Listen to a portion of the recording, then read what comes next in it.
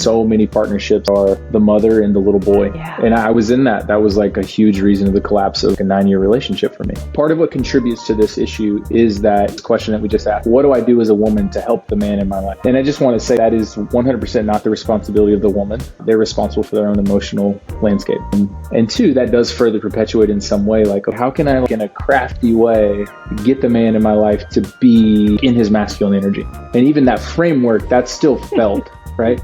Women are very like crafty, very smart, very shrewd, and it's a freaking gift, right? But also, as crafty as you think you are, the man is definitely sniffing that out. And what that most often is going to do is cause him to shut down because he doesn't want to be mothered. And when he feels that, he responds like an ashamed little boy and shuts down. It does require the woman to intentionally trust and continually lean into their feminine, even in moments when it is not the most efficient and most logical. Like, I'm not saying like you just blindly surrender if it doesn't feel safe, but you also have to filter through like, is this safe? Yes. Is it like exactly what I would do in a perfect world? Probably not. Women have told me like they don't feel like the man in their life listens or wants to please them.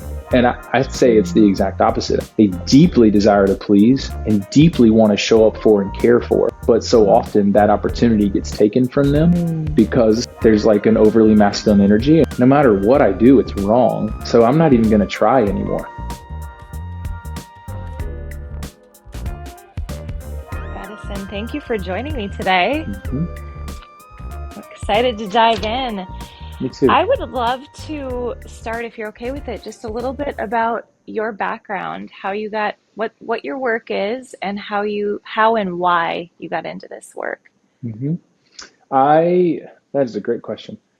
Now I'm doing life coaching specifically with men, and I've really extended that age range. I would say that I have kind of two demographics that I work with specifically. One is still that kind of 18 to 25 guy who's sorting things out and attempting to kind of get their life together in some way. And as adolescence is, particularly for men, kind of extended into their 20s, trying to help them like put pieces together, establish healthy patterns, establish boundaries, figure out what they want to do career-wise. Like so many, it's a confusing time as my experience with a lot of those men right now.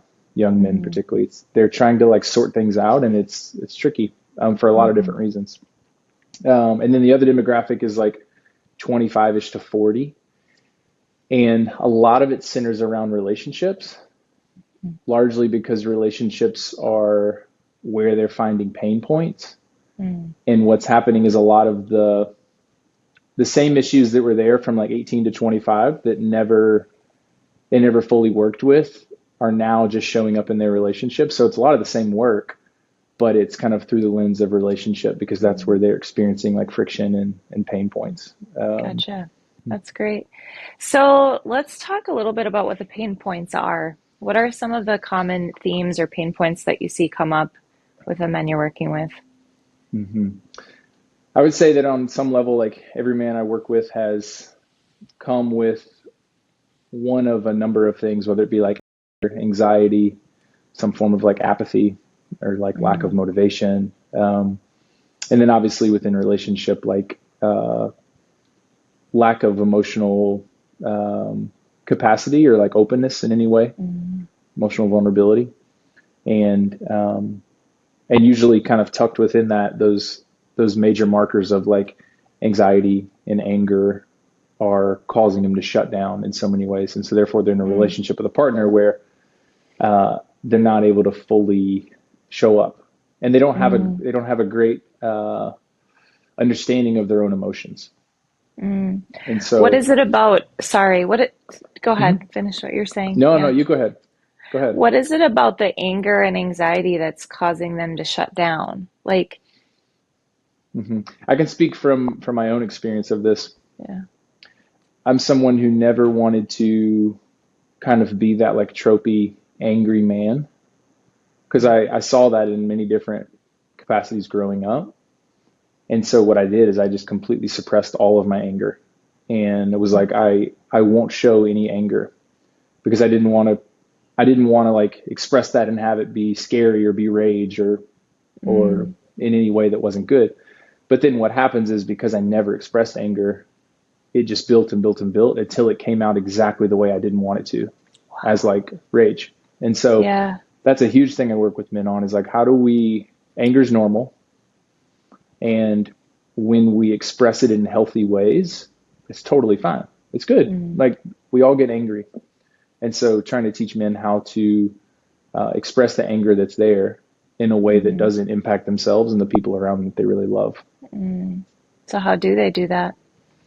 The shortest answer is to express it.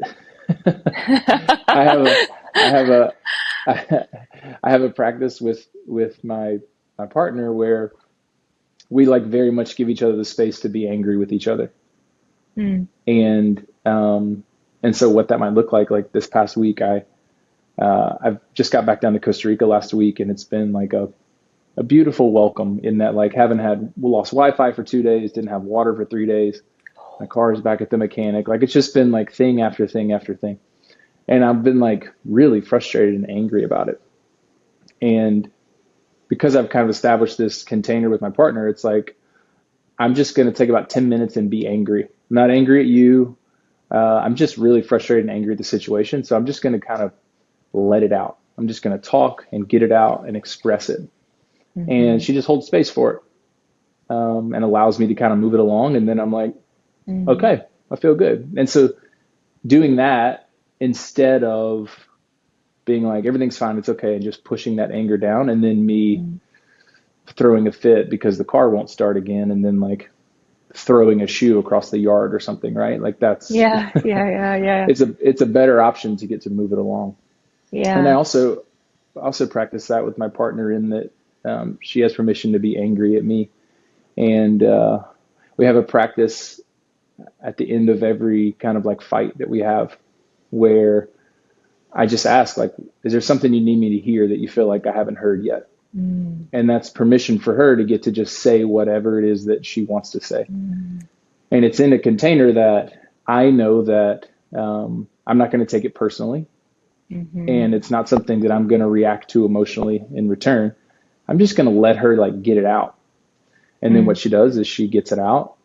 And the beautiful thing about, in a relationship, what that does is it prevents her from building resentment, Yeah. because she got to actually express the anger that she had, maybe towards me.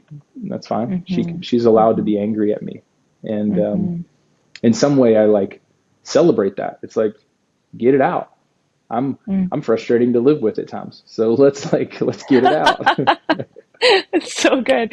I like how you said that she holds space and that you're holding space for it, because it feels it's a different position than to be like, we're in it warring at one another. It's like, you're angry, we're a team. I'm going to hold space and witness your anger. Is that a fair way to put it? Sort of just like Absolutely. witness it, and then also know that it's not at me necessarily. hmm It's not like attacking, right? hmm And in that, I'm thinking a couple of things. One, you've established trust or boundaries or rules. I'm not really sure what the right words are around that, right? Because hmm you've expressed that in the past you've had angry outbursts that weren't necessarily healthy. And so within that, can you help kind of flesh that out a little bit? What might the setting of the foundation for that container in a relationship look like? Are there rules? Are there boundaries? Are there like, we're going to approach it this way and not that way?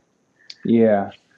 Uh, that's something that we have been like figuring out since the beginning of our relationship. And I think we probably will be our entire relationship, right? Because we're always shifting and growing. And so, yeah, there's certain things where it's like, hey, this is off limits.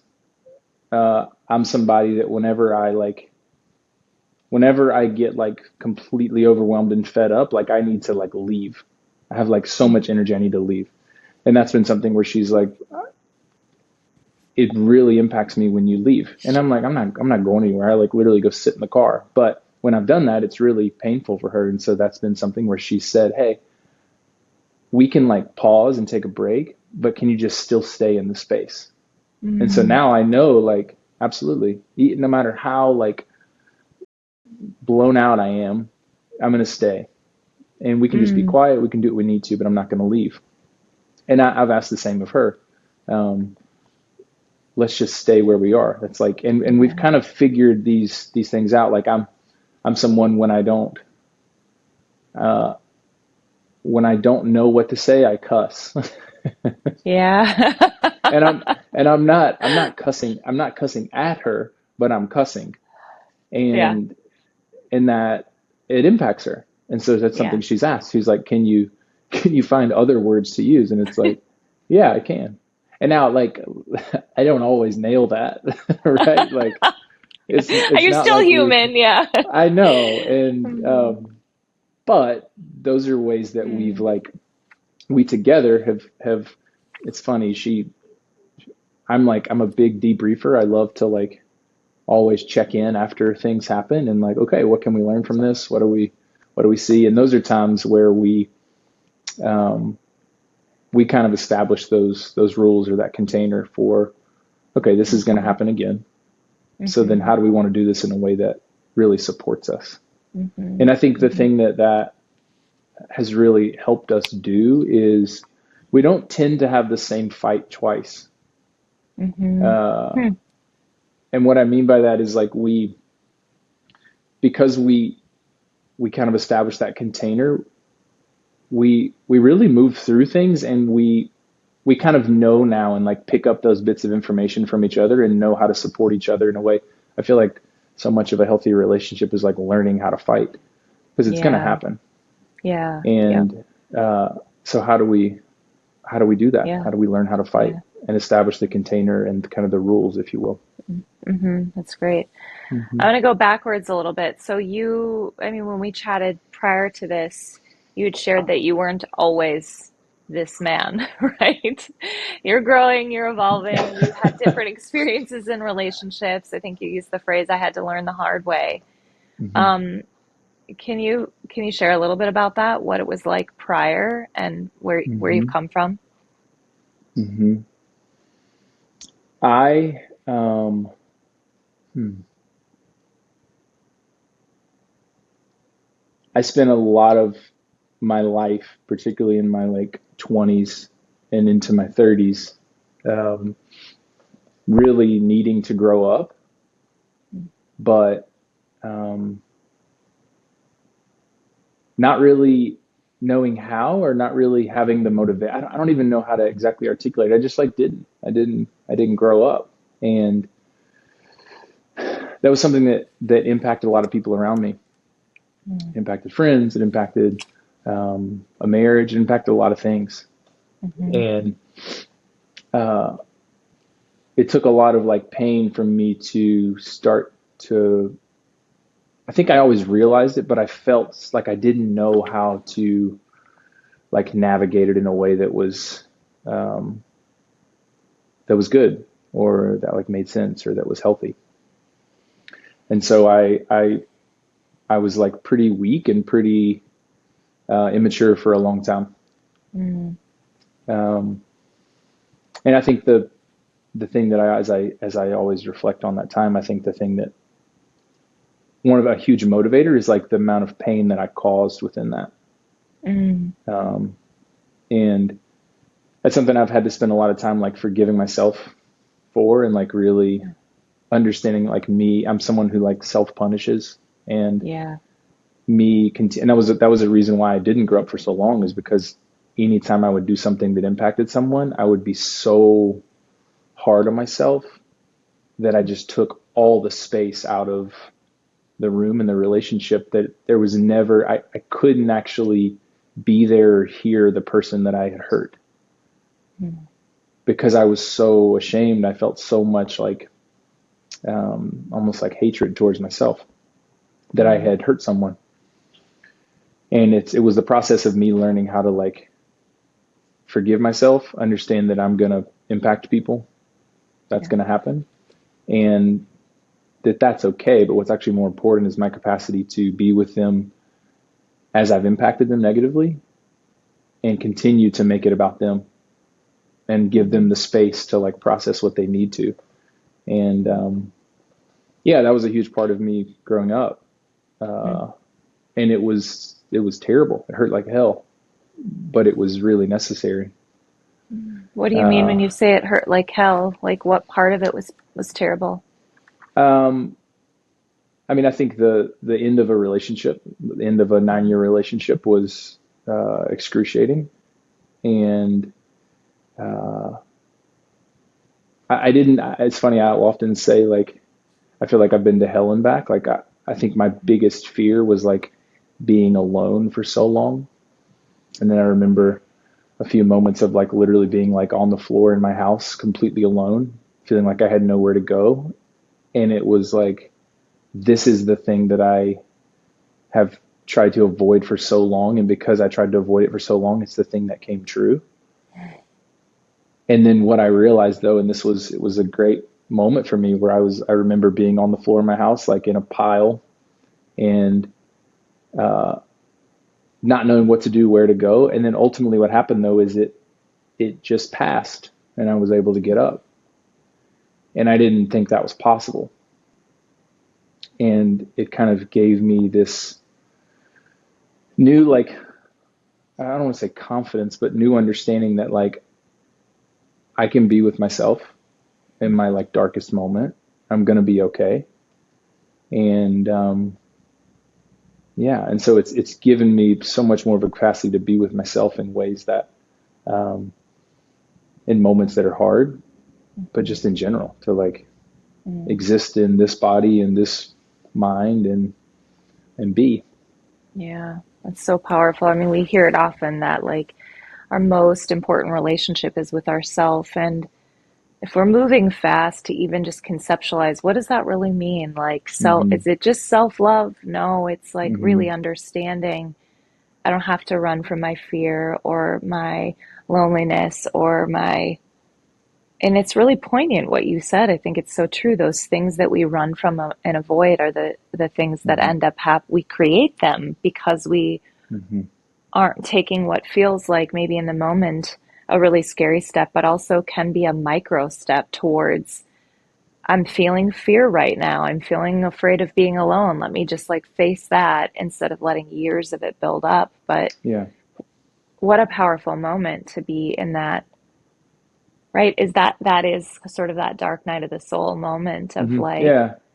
oh, I'm in this darkness. I was afraid of being here and I survived it. And then you're like, oh, There's like there's like this strength that starts to rise up, right? Am I Yep. yeah, yeah, that's so Yeah. It's like good. there's well, and it's I it's like a it's said, right? I don't know who says this, but it's like a known like what we resist persists. And I'm like, Mm-hmm. that is so true. And now I feel like I'm at this like pretty punchy part of my life where I'm like, let's lean right into it. It Cool, drives my partner cool. crazy, right? Because I'm like, no, let's go ahead and knock it out. And that's actually been a growing edge for me where I'm also learning like I don't have to process and address everything because Yeah.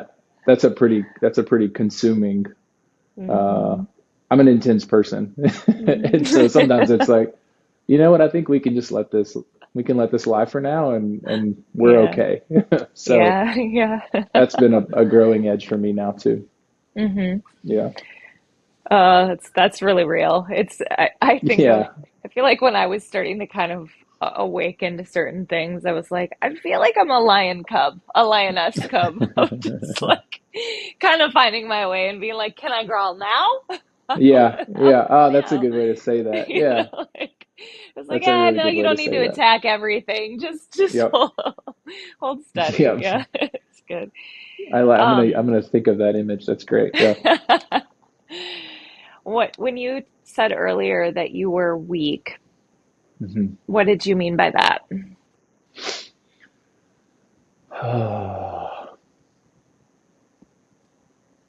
And maybe I'm kind of have this secondary question in a relationship, if you have a weak man, Hmm. however we're going to define that, and then Hmm. how does that impact the partner and the relationship as an entity? Hmm.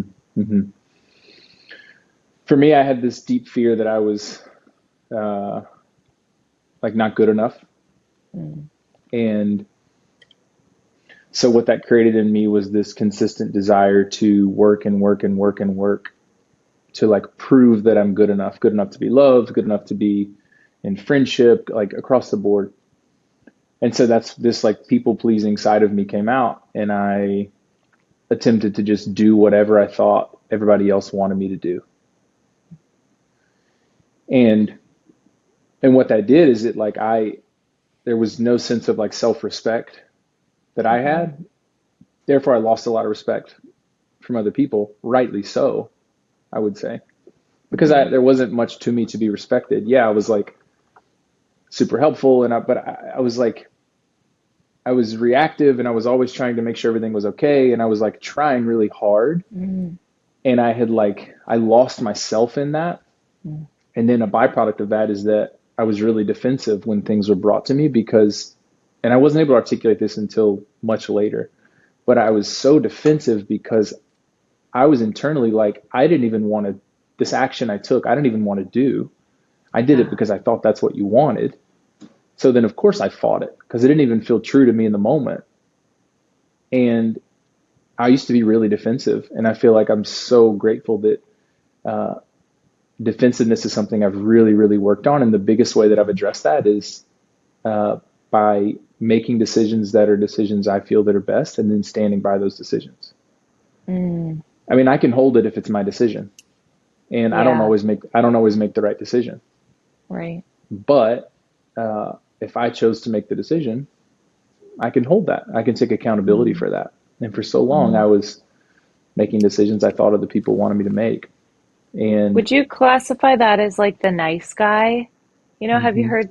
Yeah. mhm. Okay. In a lot of ways, and that's how I had gotten kind of weak. Like I didn't establish, I didn't like speak up for myself until it was in the midst of like, for instance, a fight and things were uh, already elevated and tense. Mm. And Mm-hmm. so it felt like I was this my sense, how I see myself now in that moment is things will be brought to me. I would get defensive about it, and then I would go into all the things that had impacted me that I hadn't said a word about because I didn't want to rock the boat previously. But so then I bring Mm. them up in the midst of something being brought to me, which then takes all the space from the partner to be able to uh, actually be heard and listened to and like bring feedback to me. And Mm-hmm. so it was like I was like a kid who showed up and then was like, okay, if we're gonna like throw rocks at each other, I'll throw some rocks too, which is a pretty immature way to exist. Yeah. Yeah. And I just was like weak and hollowed out. Like there wasn't much to me. I didn't have I didn't have the capacity to speak honestly at times to what I was experiencing in Mm-hmm. relationship or friendship, and I didn't have the capacity to stick up for myself. Mm-hmm. I think it's so, I mean, I want to hear your perspective on this, but in the work that I'm doing now and the conversations that I'm having, when we pan wide and go on this macro level, it seems to be this theme that men are or have had a challenge of finding a healthy form of masculinity. Mm-hmm. And like in the weakness, it's like, well, where do I find, how do I find my spine, my strength, my clarity, um, my clarity and my strength for how I'm going to move through this world in a way that's not going to be fill in the blank, Yeah. offensive, obtuse, um, Mm-hmm. like selfish, So if we can like pivot, maybe it's a little bit of a pivot here and talk about kind of that form of masculinity, maybe what do you perceive that, first of all, question number one, do you perceive that as a theme in men? Mm-hmm. Yes. Short answer, yes. Okay. All right, let's talk about that. What other thoughts do you have on that? Oh, yeah. I have a lot of thoughts about it, and I would say that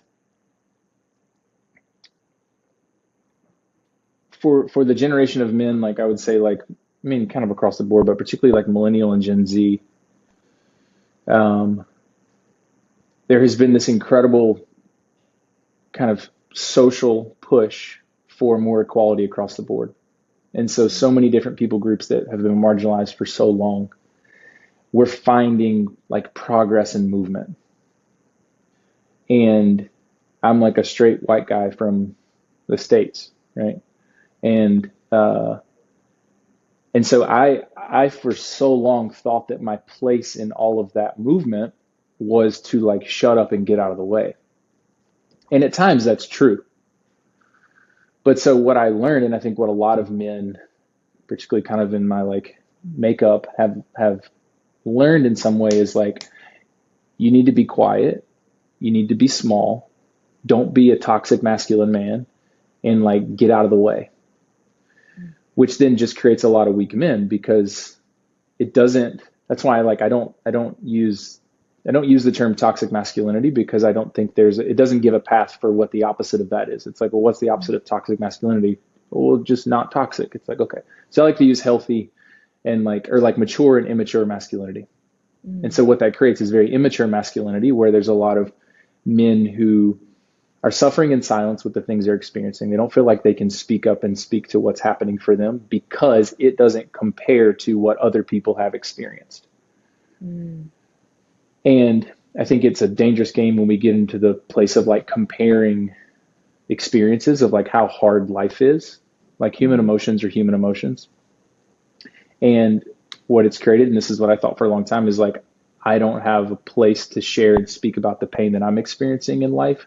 So I'm just going to be quiet and eat it. And that's going to make me emotionally unavailable at times. It's going to make me not have a sense of myself. It's going to make me really kind of weak and quiet and or immature. And when I do speak up, it's in immature and unhealthy ways.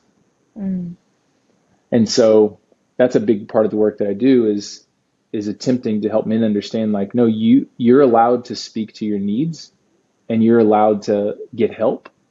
It's actually good for you, and it's also good for the people around you, like very much so. I remember I got my master's at Vanderbilt, and I was speaking with one of the deans of the school I was in, and it's a very diverse community. It's like, I loved the program. It was incredible. And I remember saying like, okay, I'm here as like a straight white guy. So like, I understand my role is to like I don't really get a seat at the table because other people need that seat. And she was like, no, you've like completely missed it. Like the goal is just to add more seats. Like you definitely have a seat at the table. We just need to add more seats. And for me, it was like, oh, I thought my role was just like to get the hell out of the way. And it was such a shift for me, because then I had kind of clicked where it's like, oh, I have the right to be here, and like I can take up space. And if I actually take up space in a way that's healthy and good, it's good for the people around me, as opposed to not taking up space. And of course, like as humans, we all need to take up space and are going to take up space at times. So I wouldn't take up space intentionally. Therefore, whenever something would happen, I would take up a lot of space because it was coming out in an immature way. And so it's actually been healthier for me to like appropriately take up space, and that allows more space for other people, as opposed to allowing immature me to come forth and like suck all the air out of the room. That's so powerful. Yeah. Go ahead. Well, that's just that's a long way to say that. But yeah, I think that's like a lot of that has led to a lot of confusion for a lot of men, where they're very much like quietly kind of suffering. They're thinking like, okay, well, the woman in my life, she needs to be the priority, and I need to, prop her up and push her along. And then it's like, I'll just kind of be over here quietly serving her in some way. Now, what's interesting is that what that creates, in my experience, is a lack of safety for women. And what I mean by that is, I had this conversation with my partner last night, where like she's got like a spicy side to her, and she's like punchy, and I love it. I absolutely love it, because we can contend with each other. And I know there's a lot of moments where she's kind of like, quote unquote, coming at me, and what she's doing is she's testing if she's safe. She's like, can you like meet me here, and can you contend with me here? Um, if things go haywire, do I like, can you hold yourself and like be here fully? Mm-hmm. And whenever you think your job is just to be quiet and kind of get out of the way, or whenever you don't, when you emotionally shut down, whenever you are just trying to people please, the answer is you can't do that. Like, Mm-hmm. you kind of disappear, and I disappeared for a long time. And uh, that's not something I do anymore, because it's not good for anybody. Mm-hmm.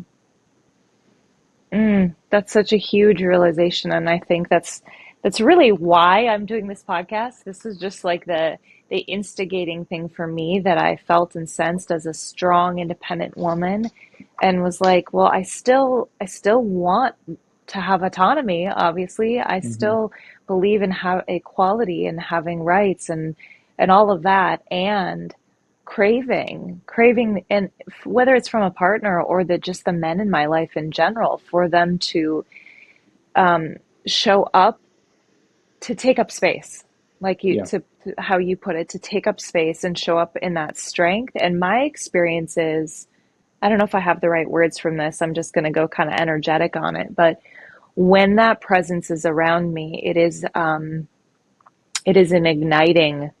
Hmm. Too, it doesn't diminish me. It Hmm. doesn't diminish what I have. And you said that, I think, in another way, that it allows other people to take up space in a different way. And I think that's Hmm. kind of the nature of community, the nature of relationships. And it seems really maybe idealistic, but I'm like, man, if everybody could become a more full expression of who they are, Hmm. everything starts to click in a more healthy manner, instead of Hmm. us operating from this place of just like deficit and desperation and loneliness. Like, yeah, it's Yeah. huge. Hmm. Hmm. Yeah. I took me a long time to like put those pieces together, and that's part of the reason I'm passionate about the work that Hmm. I'm in, because the men that I work with, it's like, it breaks my heart in so many ways, because they feel like they have to put on this like kind of mask, or like cloak of like, put my head down, kind of grit my teeth, and just kind of grind away. And they're a wreck. Hmm. And so they don't have the capacity to show up emotionally in a relationship.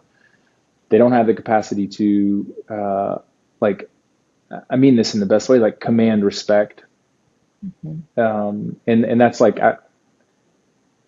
that phrase in general can be really triggering, like command respect, but I mean that in like the most beautiful way. It's like, we as individuals all inherently deserve and have respect that is like, should be granted. And there's moments where it's like, yeah, well, I didn't operate in a way that commanded respect for a lot of my life. Hmm. Um, and I had to learn how to do that. Hmm. And it was, again, it was hard, but I get to work with these men and help them like put those pieces together. Hmm. And they show up more fully. And so they're more present with their kids, more present with their partners. They're able to like be and exist, and they take up space. And then what that does is it creates safety for the people around them. Hmm. And that's what it's all about, right? We all want safety. Yeah. And so Yeah. how do we continue to create safety around us? Hmm. So, what are some of the first, like, if a guy's listening today, or if there's a woman listening and she's like, "This is my partner," Hmm. where Yeah, does where does he start, or what are some of the first steps you would take him through? that's an excellent question. And this is where it gets tricky, right? And this is part of the, I've told you some of this, like the thing I'm aware of in my work.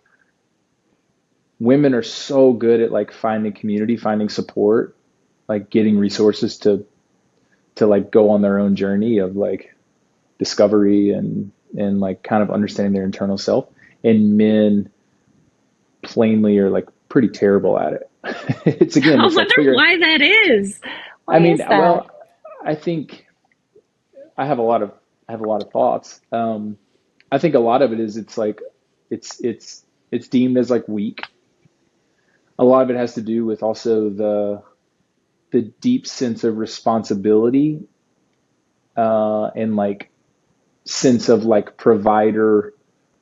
This gets into like very, very like kind of gendered roles. And I'm not speaking to this in terms of like this is how it should be. I'm just speaking to how it like kind of plays out most often in terms of like this kind of masculine is like a provider. And I would say, like, I can speak for myself, that's like inherent in me. I like deeply want to provide for the woman in my life. And she's an incredibly successful, badass entrepreneur. And so she like doesn't need me to do that. But that's still a part of me where I'm like, I want to take care of you. I want to support you. That's like inherent in me. And so I think that pressure is there for a lot of men. And so they don't feel they have the time and space to do that. Also, I've heard this from so many men, they feel like because they have never really brushed up against their emotions in a really intimate and real way, they feel like if they open that box, that all shit's going to break loose and they won't be able to handle the responsibilities that they currently hold in their life. Wow. Is that ever true? I mean, here's the deal. Like, yes, once you open the box, it's disorienting for a little bit. But what it allows is for you to actually get familiar with those emotions, understand them, and get comfortable in the discomfort, you could say, with the emotions, which then allows you to actually like experience all the wonderful emotions. I work with so many men who are so shut down emotionally. Yeah, they kind of have tunnel vision. They don't feel or don't experience a lot of the negative emotions, you could say, or the painful emotions, but they also don't experience a lot of the beautiful emotions. Yeah. They just kind of live at a pretty numb state often. Not all men, but that's like a lot. And so they're terrified if they even brush up against them at all, that they're not going to be able to manage what they have to handle. Which is, I get that in some way. It's like it's terrifying, right? Especially if Yeah. you've never felt permission to actually explore your own emotions. You would much rather choose the known. Like we will, as humans, will always choose known suffering over unknown potential of suffering, right? So many men who are like, I'm okay right now, and at least I'm familiar with this level of suffering, so I'll just stay put. As opposed to, well, if I do this, I don't know what kind of suffering is coming. I don't Yeah. know how painful it's going to be. I don't know how it's going to impact my life. Even though Yeah. there is a chance that I find a lot of freedom in this, I at least know this kind of lane, so I'm going to stay in it. Yeah. It's really interesting as you're saying that. I'm just thinking about my own experience, or what I would say sort of the beginning of my awakening, which was a journey into my feminine, my softer side. And I would say that I largely, even though I've always been a, intuitive person, or I can, feel for the underdog and cry at a rom-com, all that stuff. There was still this like lack of depth in my own experience and my emotion. And I Mm-hmm. remember it was grief that was sort of this pathway to opening for me, because I Mm-hmm. could really only avoid that for so long before it just came at me. and then Mm-hmm. and then it so I didn't really even feel like I had the choice. But once I got to that place and was like, okay, I'm going to open up this box. I don't know what I'm going to find. I'm scared I'm not going to survive. And Mm-hmm. it became such a beautiful like portal into a depth of richness in all of life that I don't know if I would have experienced had I not been willing to go into that. And so I think it's obviously gendered, and in other ways energetically I'm sure we experience it differently, but I think it's probably like a human experience, and maybe more so even in our American society, of like we're focused on production and focused on performance and a lack of communal connection and things like that, Mm-hmm. that once we tap into that, I guess the question that was kind of sitting with me, which is not a very profound question, but for you is like, what is the reward on the other side of the work? Mm. Yeah.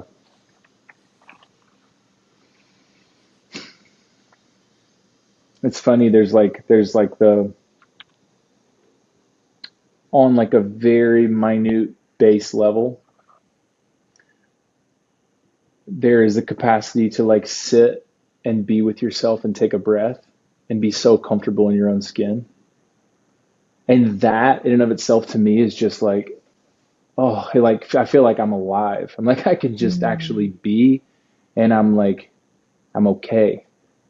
I feel safe in my own body, and I'm okay. And that's like the, at its like most base level, that right there is just is is gorgeous, because it's, I think for maybe the first time in my life when I've been able to sit with a level of clarity and calm that's beyond like anxiousness, and it's beyond like stress and worry and all. Not that I don't get stressed and anxious and worried, of course, but like I'm okay with myself. Mm-hmm. I'm like okay in my own skin. Mm-hmm. And that is like one of the most incredible experiences on the planet. It's like, I think how we're made to exist ultimately is to like get to that place. Mm-hmm. And then I would say the other reward is that you get to share that and be in actual intimate, beautiful community with other people where you can connect and be present on that level. Mm-hmm. Like to actually be with people in a way where it's like, it's you live in a way that invites people to meet you on the level of vulnerability and intimacy and like authenticity and connection. And it's like, we can be right here together. Mm-hmm. And we don't have to be, we're always running second tracks in our brains of like things we're thinking, but like to just be present with people and like the pureness of a moment with like full Mm-hmm. presence is, Mm-hmm. it's astounding. It's like, it's, to me it's like the richness of life. Mm. Yeah. And to get to do that with your kids, to get to do that with family, to get to do that with a partner, to get to do that with friends, like that is such a beautiful experience. And so Mm-hmm. instead, and so that opposed to the reality of like the loneliness, the isolation, the anxiety, the fear, the people pleasing, the perfectionism, like all the chaos of all the ways that we're like trying to stack ourselves and make ourselves appear in so many ways, but just to be like, this is just me, Mm-hmm. and I'm okay with me. Mm. Yeah, that's it's tremendous. Yeah, it's tremendous. Yeah. And I like, I always feel the need to offer the caveat. It's like, I didn't feel that way yesterday, but Mm. there's like, but it's like the Mm. capacity to get there. That's, I'm always reminding myself of that. Like, can I drop back into myself in a place of safety, in a place of like Mm. care and support for Mm. myself? And then that's so good for the people around me. Mhm. Yeah. So if I'm in a relationship and I'm with a partner that is in that chaos, or he is, I'm going to use your word, weak, how do I how do I help him? Hmm. Like Yeah. especially if you're like me, like strong woman, right? And I mean, Hmm. this is my story, honestly. And this is probably for so many in a relationship where it's really easy to flip into my own, I'm going to use the terms masculine, right? To Hmm. flip into my Hmm. masculine and be like, well, let me fix this. Well, let me take care of you. How about I become your mother? How about we Yes. play how about we play that archetype out and see how that Hmm. works? Um, Yep. and for me, it didn't work out real well. Hmm. Hmm. And removed virtually all the sizzle from the relationship, right? Because Sure. I Hmm. unknowingly and unintentionally was emasculating the man in my life. Hmm. Like I was trying to help, I was really Hmm. trying to help, but I'm sure it didn't feel great on the other end. And so, what is a better approach? Hmm. Yeah. This is the ultimate question. This is like what, in the work that I do, I mean, like the short of it is, there's so many of the men that I work with, this is the thing that I'm trying to help them build, is that level of like self-respect, and to help them break out of the dynamic of the mothering experience, right? It's like Hmm. so many partnerships that are the mother and the little boy. Yeah. And I was in that. That was like a huge reason of the collapse of a relationship, like a 9-year relationship for me. I was a little boy.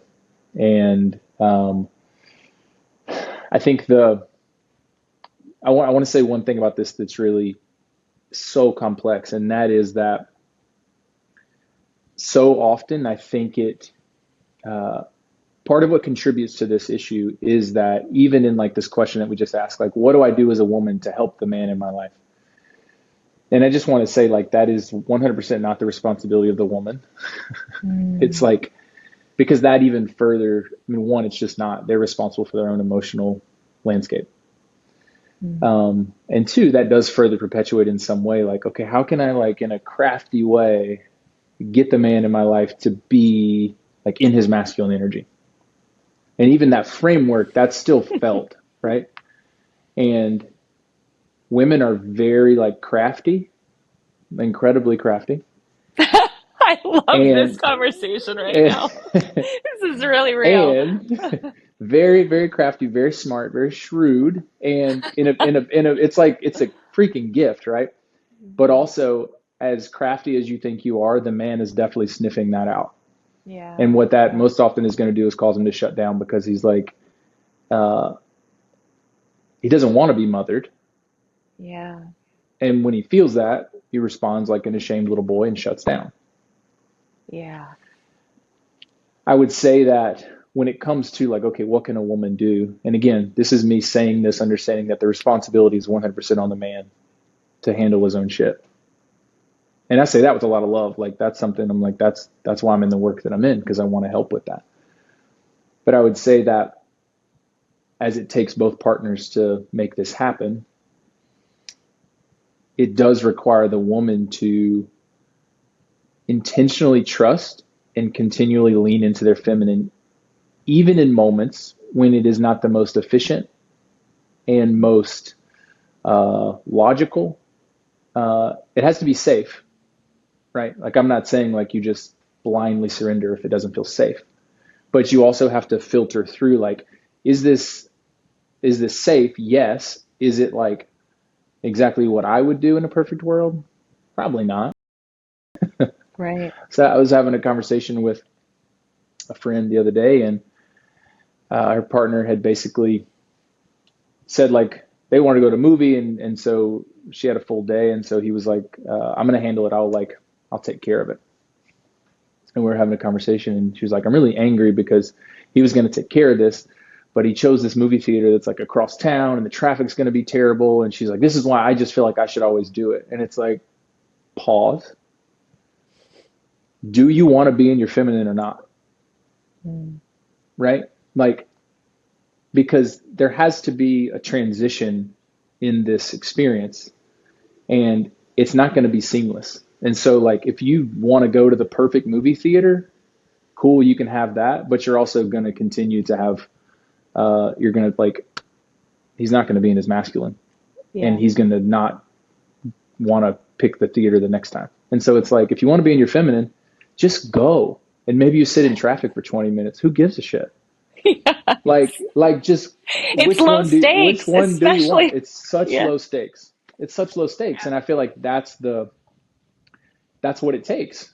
And there's also still a capacity to give feedback. It's like, go have a good time, get over it. Maybe you enjoy listening to music in the car for an extra 45 minutes. It's like, enjoy it. And then you can also, like, afterwards say, like, thank you so much for picking. What if next time we go to this place, because it's a little bit closer, maybe we don't have to sit in traffic? And that, I guarantee you, that man's going to be like, that's a great idea. I didn't think about that. And he's going to remember that. And the Yeah. next time he's going to do that. Because, like, I think oftentimes women, my experience, women have told me, like, they don't feel like the man in their life listens or wants to please them. And I'd say it's the exact opposite. I feel like they deeply desire to please and deeply want to show up for and care for. But so often that opportunity gets taken from them because there's like an overly masculine energy. And it's like, no matter what I do, it's wrong. So I'm not even going to try anymore. And so that's the first thing I would say, like, what do you actually want? And in low stake moments, can you just choose to be like, let's do it? Yeah. And that's great. And I would say the second piece of this is, how can you continually invite the man in your life into your own space and into like the work that you're a part of and what's going on. And that word invitation is very, very important there because an invitation involves such a level of vulnerability and openness. Mm. And that is very different from like commanding the man to, or demanding the man to, or expecting him to. But like, can you invite him uh, into your life in your feminine energy, which is going to continually boost his masculine energy and allow for there to be like to fit in the way that you want it to. Can you give an example of that? Like Mm-hmm. what an invitation would sound like, or in Mm-hmm. a scenario? Yes. Yes. I my partner and I both cook. I love giving like very real examples that have like just happened. Yeah. Um, I don't respond well when I feel like things are expected of me and it's like I'm supposed to do it, and if I don't do it then I'm like in trouble, right? It's like comes back to the mother relationship. Yeah. And so for instance, whenever uh whenever the trash is pulled out of the trash can, like just set by the door, and there's this like level of like, it seems like what you're expecting me to do is like walk the trash down the driveway to the trash can. And I'm like, yeah, I'm going to do it. It's like not that big a deal, whatever. But what my partner's also done in such a beautiful, loving way is she comes to me and she says, hey, I love you. Can you please take the trash out? And it's like, yeah, of course. Thanks for asking. Like, happy to. I love to show up for you in ways that feel good for you. And that like men respond so much to like, if you clearly articulate what you need and thumbs up, if you clearly articulate what you need and what you, how we can support you, it's like, it's incredible. Like, so then you get your needs met and also I get to meet your needs. That's all I want to do. Like I'm trying all day to meet your needs. And so whenever you can continually like articulate that with a lot of love and a lot of grace and a lot of like, I would say invitation as opposed to expectation or like demanding, or it's going to be received so much differently. It's so good. I think in my experience too, and in talking with women, there is, when you're in your masculine and you're scared of being vulnerable, it requires something different of a woman just to even express what that does for her. So to be able to say, oh, it feels so good to not have to walk out on the ice and take that trash out. Like, thank you for doing that. Or could you help me with that? It's coming from such a different place than like, Mm-hmm. I just cooked.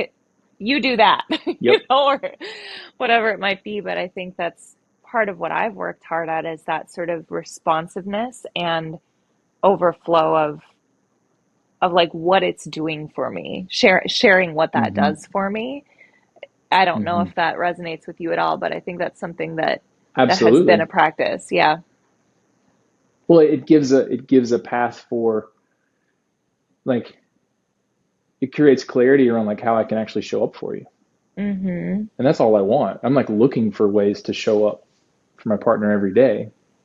And whenever I have like clear understanding of what that is, it's like men are pretty good at picking up on things, I would say. I would say if you have a man in your life who is not picking up on like the breadcrumbs that you're laying around, it's because it's not clear.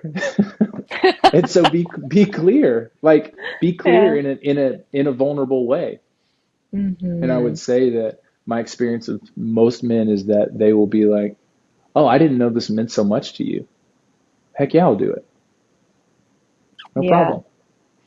So you said this earlier, you think that's the case pretty much across the board, that men are like, I want to support you. I want to find ways to, yeah. That is my experience of men. And if they are not doing it, it is because they feel like no matter what they do, they can never get it right. It's so classic, right? And women that are just nagging. nagging their Yeah, men it's like over it. it's so it's such a funny like all the tropey things that we've heard, and I'm Yeah. like, oh, I think that's actually like pretty true. Weird, but yeah, I think Yeah. that's true. Yeah, and so I'll say this too, if you're a man who has a badass woman in your life who falls into like can fall into her masculine energy. This happens. This is my partner. She's got a punch to her, and I love that most days. No, I love it. And Mhm. there'll be times where she'll come from that masculine energy, and what I'll do is I'll say, "Hey, I love you. You can ask me for what you need. Mm. Like, just ask me. I want to support you. I want to show up for you. Just ask, but please don't tell me." And I bet you in And that moment, that just like shifts, right? That shifts the energy. well, yeah, I think it's again, she's looking for safety. Yeah. And so she's trying to create it on her own in her own masculine energy. And what I'm saying is like, and this is like with so much love and clarity, it's like, I need you to take a breath and we're okay. You can ask me for what you need, and then I can respond to that and show up with a lot of love and care. You don't Mm. have to tell me. You don't have to like expect it or demand that of me. Just ask, Mm. and then Mm. let me care for you. Mm. And not that that always is like perfect. Sometimes it's like it we have to go a few more rounds with like okay, it's just a moment where it's like just take the damn trash out, and I'm like, we'll come back to this, right? I'm gonna take the trash out, but we'll come back to this. Yeah. But So good. it does. I'm continually trying to provide a path for like I want to show up for you and I want to meet your needs, and I want you like just ask me. You can Mm. be powerful in your feminine and ask for what you need. Mm. And it allows me to be in my masculine. And Mm-hmm. it's good for both of us. Mm-hmm. That phrase, that's a huge takeaway. Ask for what you need. And I see Hmm. it with a lot of women in business. And when I was coaching, again, this is part of the whole framework of why I just dove into this topic is because, I'm working at the time was working with and coaching a lot of like high, very powerful, very successful entrepreneurial women that were doing the same thing in their businesses. Mm. And there was turnover in their business. They couldn't hire the right people or keep the right people because they were showing up with this energy. Men do it too, right? But of like Sure. very, very just like demanding. And Hmm. um, it's been an interesting, it feels like an experiment to me because I don't have a lot of role models and like, how can I lead from my feminine? Hmm. And so, even in a business setting, to go, oh, what does it look like to hire an assistant and just be like, oh, could you help me with this thing? Like, I would love some support right now versus like, Hmm. all right, this is your job, get it done by Yeah. Friday, 4 p.m., or you're gone. Like, Yeah. it's just Yeah. a Well, very different space. and it makes so much sense, right? Because I think and still at times it's like because of the way women have consistently been treated in business, it was like a necessary, like, this is the game we got to play. So watch me kick everybody's ass too. And so it makes Thousand sense. percent. But Thousand percent. Yeah. I also am somebody who I'm like, I, I like think I should be living in a matriarchal society. I like powerful feminine energy is like the most Mm, incredible thing on the planet to me. And mm, probably comes from like growing up with a mom and three sisters and like being around women my whole life where I'm like grounded, like powerful feminine energy is astounding. yeah. I love it. I absolutely love it. Mm, And so, mm, uh, yeah, but it makes a lot of sense. mm, And at times there's a lot of like my partner in business at times it's like she has to exist that way at times, otherwise she will get walked all over. And so I get that. And mm, she's also really attempting to continue to integrate her own feminine mm, power into her business. And mm, she's working that balance. And of course then at mm. times it bleeds into our normal life. We both work from home. So like of course it bleeds into like when we're making lunch. So Yeah, yeah. I have a lot of space for it, but my space isn't I make space for it not to like, hey, stop, I don't like that. That's not the way I attempt to When she's in her masculine, I'm never trying to be like, I don't like that. That doesn't feel good to me. You're making me feel not masculine. I always see it as like, you don't feel safe. And this is the way that you're attempting to like make sense of everything around you. And so then how can I respond and just be in my masculine so that then you can just actually sink into your feminine so Mm, you can feel safe. yeah. Oh, that's so good.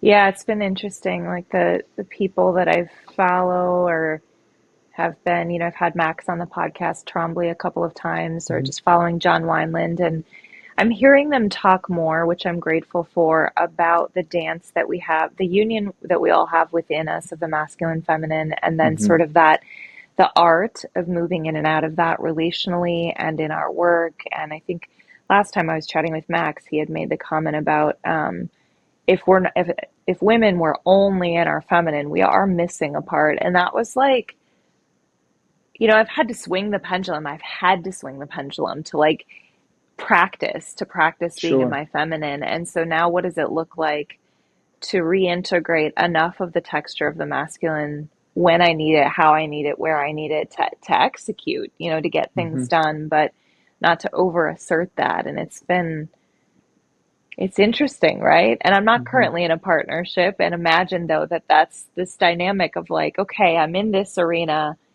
I'm doing my best to be a whole human being over here so Mhm. that I can come home and be a whole and find more polarity in the relationship if we Yeah. both desire that. Yeah. Mhm. Yeah. Yeah. It's, No, I think that's a really beautiful point because as it's easy to speak to like masculine, feminine, and we all carry all of that energy in some capacity. hmm And that's actually a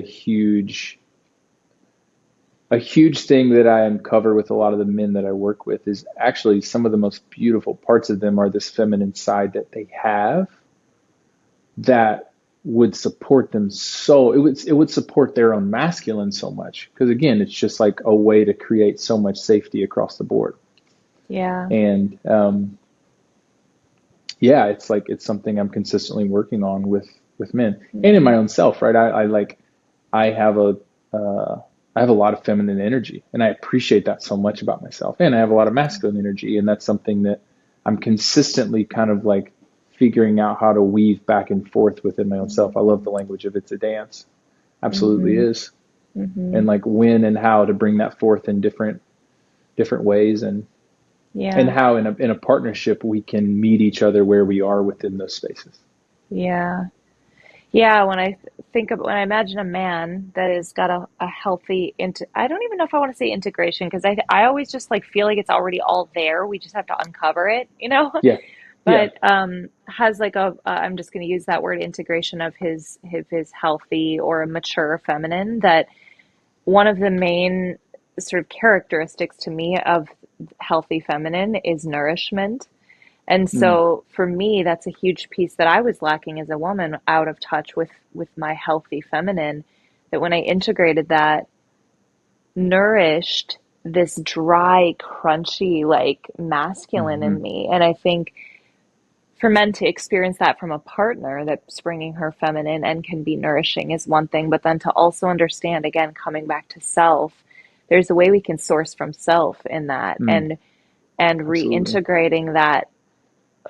If we come back to like, how do I have healthy expression of emotions and hmm allow that to even be a source of nourishment for hmm this side of me that's just been in this penetrating energy all day long. hmm Yeah. I think that's a really mm, I think that's really beautiful. I'm sorry, I'm plugging my light went off. Oh, you're good. Yeah. Um, um, I love the. I think that's such a beautiful point because the internal feminine has such a capacity to nurture and support and care for the internal masculine. And I would actually say that's a great way for a lot of men to step out of a mothering experience. Mm, That was really helpful for me. I didn't know how to care for myself. I didn't know how to uh, like nurture myself. And when I started to do that and stop expecting that from women in my life, what it did is it like allowed the masculine in me to actually exist in a really beautiful way. And it continued to like allow the feminine within me to be this great source, and I could work with them both really beautifully. And it allowed me to meet my needs internally as opposed to consistently looking for them externally. Yeah, it's huge. Hmm. Okay, Addison, what's been on your heart or mind that we haven't talked about? What do you wish that I would have asked you? What a great question. Huh.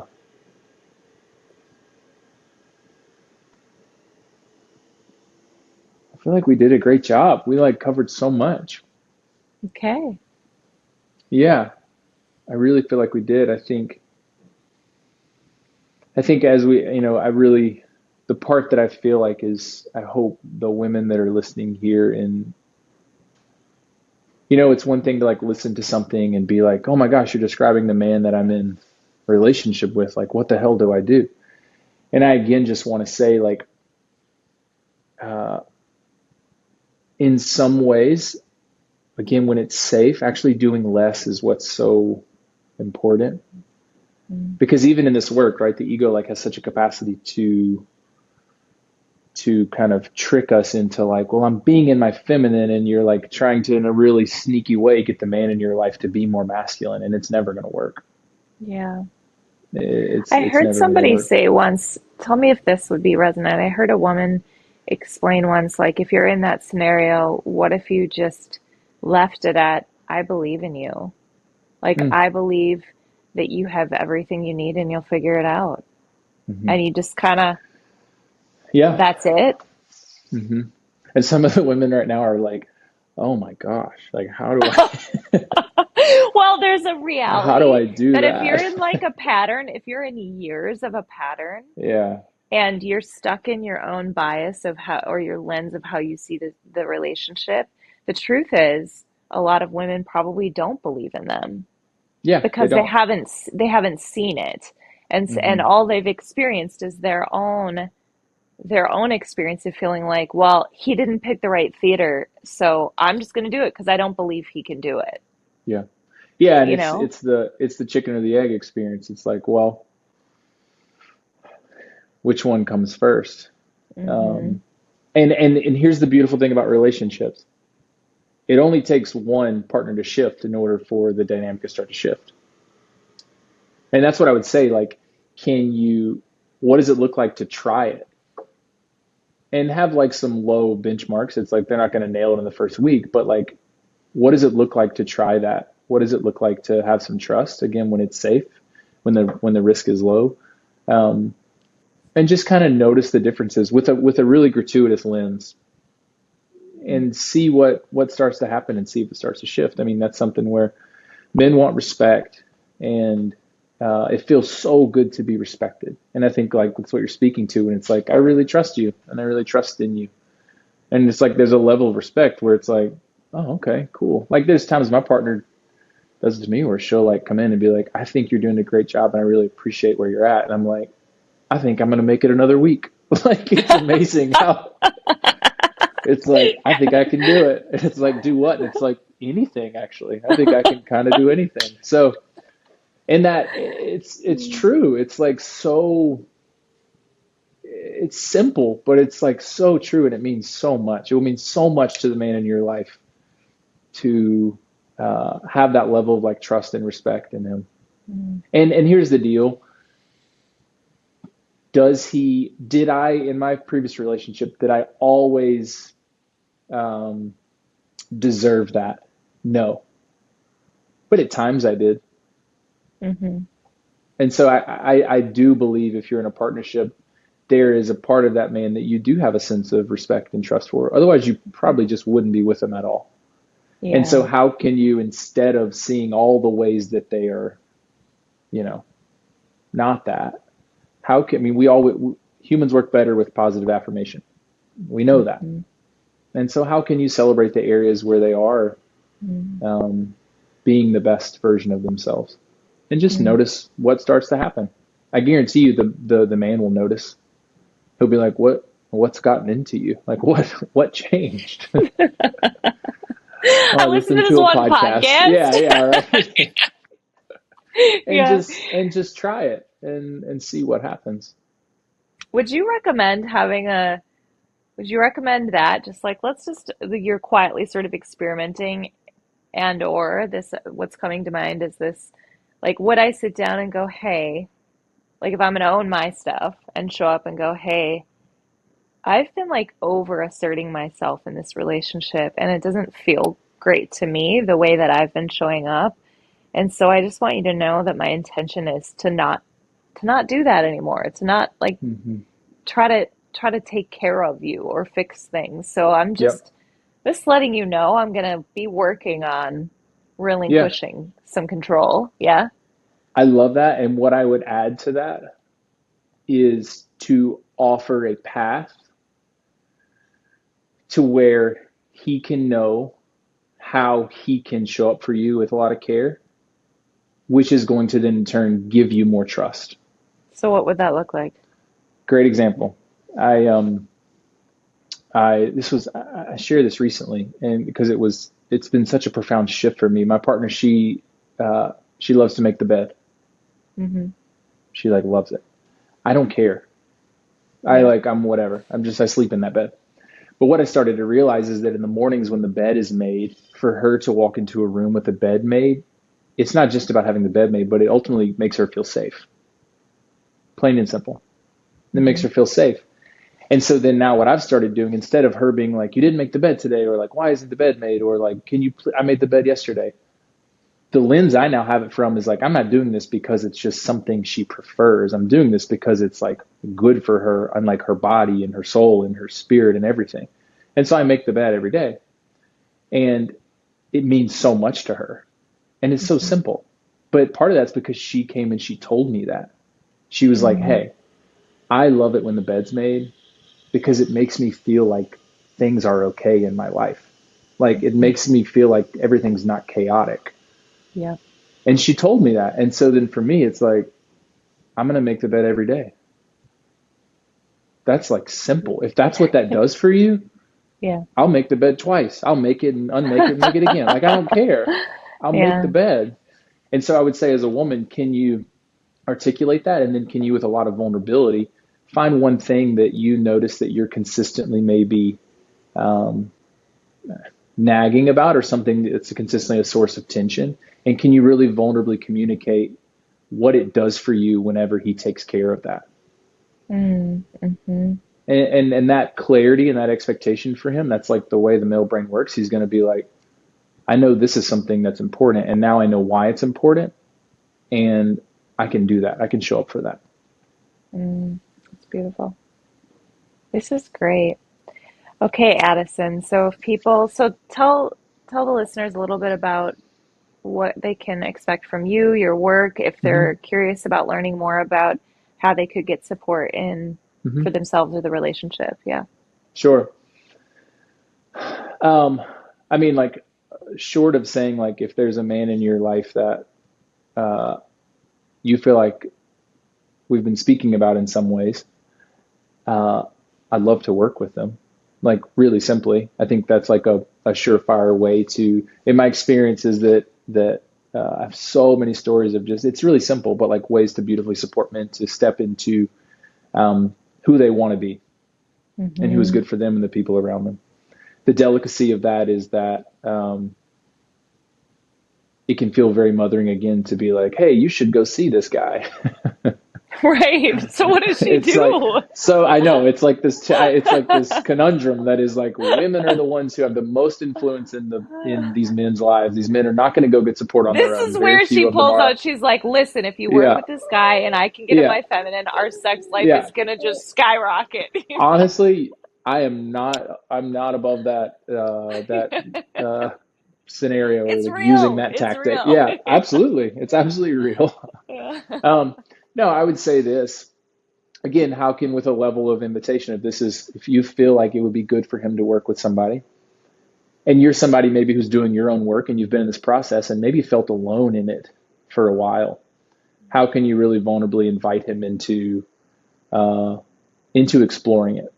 And my experience is that when men get on one call with me, that's what I say is like to women, it's like, invite him to just jump on one call. I'm some random guy, but I'm also like a guy. I'm, Hmm. I'm, I'm a guy.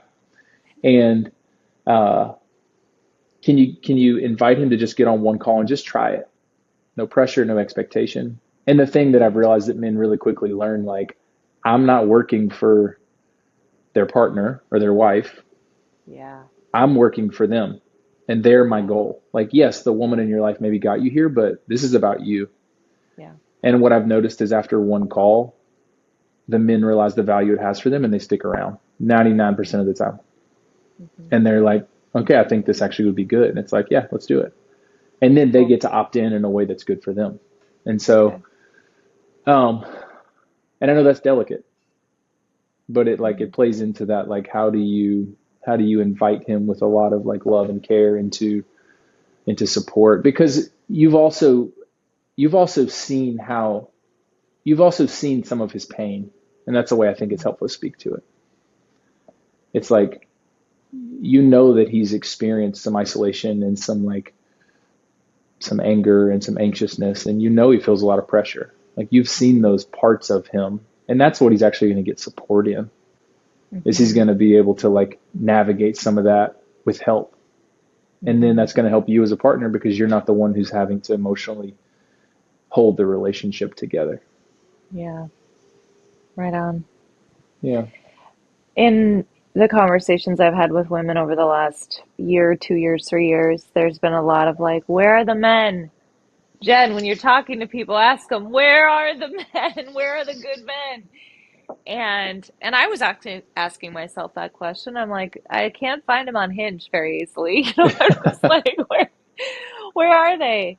And I was just like counting on my finger. I'm like, of course, because of the podcast, there's more connection and network that's happening. But I'm like, oh, I'm averaging a conversation a week with a man that's doing this work.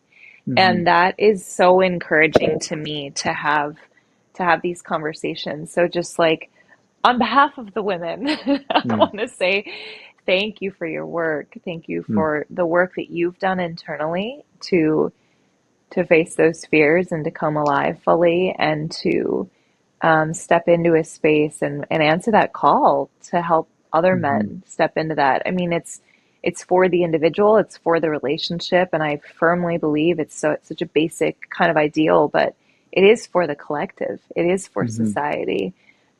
So thank you for the work that you're doing. Yeah. And I'll say that right back. I think it has been the result of a lot of really incredible women Mm, being brutally honest with me and still caring about me, even when it wasn't easy to. And so it has mm, definitely been a collective journey, and mm, the gratitude goes right back to the incredible women that have been in my mm, life in various different seasons and ways. mm. Hmm. Beautiful. Yeah. We'll have all of your information on how people can get a hold of you in the Hmm. show notes. Yeah. In the meantime, thank you so much. Thank you for joining Yeah. me. Lovely. Lovely. Lovely. Lovely.